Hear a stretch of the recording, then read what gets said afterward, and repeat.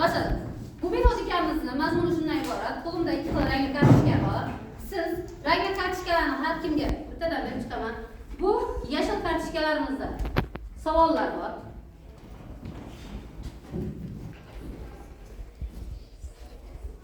Savollar berilgan.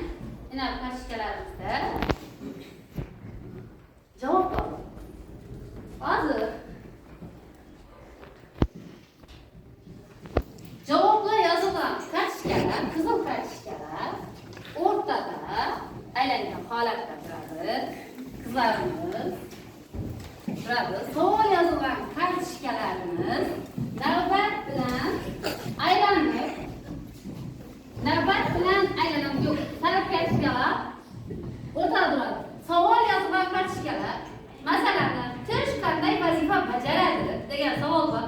Siz o'rtada turgan o'quvchilarga o'z savolingizga mos bo'lgan javobni topganingizdan keyin sherigingizni olib chetga chiqishingiz kerak bo'ladi. Men vaqt keldi deb aylanib boshimiz o'z sherigini topgan o'quvchi navbat bilan chetga chiqib boradi. Va 2-3 aylanishni boshladik soat strelkasi bo'yicha. Boshladik. Savolingiz bilan javoblarni ko'rsatib turing. Siz javobni o'rtadagilar javobni ko'rsatib turasiz. Javobni ko'rsatib turamiz. Aylan. Javobni ko'rsatib yuring. Savol bor, javob bor.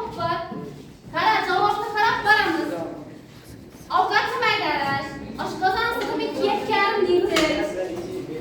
Oshqozon sig'imi qavatining yallig'lanishi. Sherik topdi, demak bular topdi.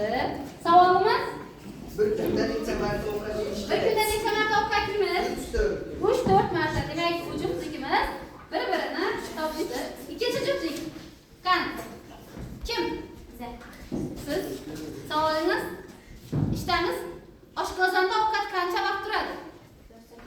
Demak, oshqozonda ovqatimiz 4-8 soat to'planadi. To'g'ri? Keyingimiz kurak tishlari qancha va ularning vazifasi? Qancha? Kurak tishlar 8 ta vazifasi ovqatni tishlab olish. Juda ham to'g'ri. Keyingi juftligimiz Tish qanday vazifa bajaradi? Ovqatni maydalash. demak, tish ovqatni maydalash vazifasi va keyingi juftligimiz Oshqozonning sig'imi qancha? oshqozonning sig'imi qancha? Oshqozon sig'imi 2,5. Demak, oshqozon 2,5 litr hajmli massani o'ziga sig'diradi. Savollarga hamma to'g'ri javob berdi. Hammangizga katta rahmat. Joyingizga